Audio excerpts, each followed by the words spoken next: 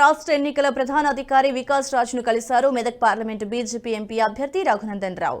Medak BRS అభ్యర్థి వెంకట్రామిరెడ్డిని disqualify చేయాలంటూ ఫిర్యాదు చేశారు. పార్లమెంటు ఎన్నికల్లో ఓటర్లను మభ్యపెట్టడమే లక్ష్యంగా ఒక్కో ఓటర్కి 500 రూపాయల చొప్పున డబ్బులు పంచారని ఫిర్యాదులో పేర్కొన్నారు. దీనిపై ఇప్పటికే చాలాసార్లు పోలీసులకు కంప్లైంట్ చేశానని ఎవరూ పట్టించుకోవడం లేదన్నారు రఘునందన్. మాజీ మంత్రి హరీష్ రావుతో పాటు మరో 6 ఎమ్మెల్యేలు ఫామ్ హౌస్ నుంచి డబ్బులు పంపిణీ చేశారని ఆరోపించారు. బూత్ల వారీగా లెక్కలు కట్టి ఎన్వలప్ కవర్లలో ఒక్కో గ్రామానికి డబ్బులు పంపిణీ చేశారని తెలిపారు రఘునందన్. తాను 20కి పైగా కార్లు ఉన్నాయని ఫిర్యాదు చేస్తే ఒక్క కారును పట్టుకొని పోలీసులు హడావిడి చేశారని, తెలంగాణలో ఇంకా బీఆర్ఎస్ అధికారంలో ఉన్నట్లుగానే మెదక్ పోలీసులు భావిస్తున్నారని ఈసీకి ఇచ్చిన ఫిర్యాదులో పేర్కొన్నారు.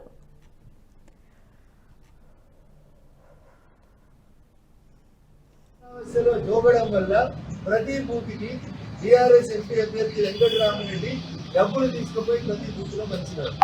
సీసీటీవీలు పనిచేయలేదు, భద్రత మాదే బాధ్యత మాదే అన్న పోలీసులు పనిచేయలేదు, రింగ్ టోన్లు పనిచేయలేదు, పోలీస్ స్టేషన్కి కిలోమీటర్ దూరంలో మనిషికి వెళ్ళారని చెప్తే గంట దాకా ఎస్ఐలు రాలేదు. మేము ఎంత అరిచినా మా రోజున అరణ్య రోజున మిగిలిపోయింది తప్ప ఇంకొకటి కాదు.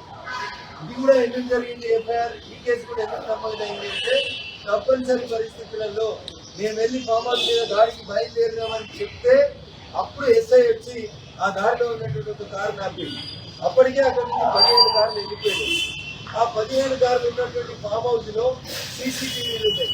ఆ సీసీటీవీని చెక్ చేసి కారు నెంబర్లు చూసి ఏ గారు ఏ ఊరు నుంచి వచ్చిందో చూసి పట్టుకోండి అని ఎస్పీ మెదక్ గారికి చెప్తే కూడా నిమ్మకు నీరెత్తినట్టు వ్యవహరించినాడు ఎస్పీ మెదక్ తప్ప ఇంకొక పని చేయలేదు. చివరికి మేమే డైరెక్ట్ గా రంగంలోకి వస్తున్నాం అన్నప్పుడు ఎస్ఐ చేరుకుంటా గారు ఒక కారు పట్టుకున్నాం. ఒక కారులో 27 పోలింగ్ బూత్లకు సంబంధించి. ఈ వీడియో మీకు నచ్చినట్టయితే లైక్ చేయండి, 10 మందికి షేర్ చేయండి. అలాగే కామెంట్ల రూపంలో మీ అభిప్రాయాలను మాతో పంచుకోండి. Nationalist hub group of channels ను సబ్స్క్రైబ్ చేసుకుని తెలుగునాట జాతీయవాద జర్నలిజాన్ని ప్రోత్సహించండి. ఈ వీడియో కింద ఉన్న బెల్ ఐకాన్ పై క్లిక్ చేయడం మర్చిపోవద్దు.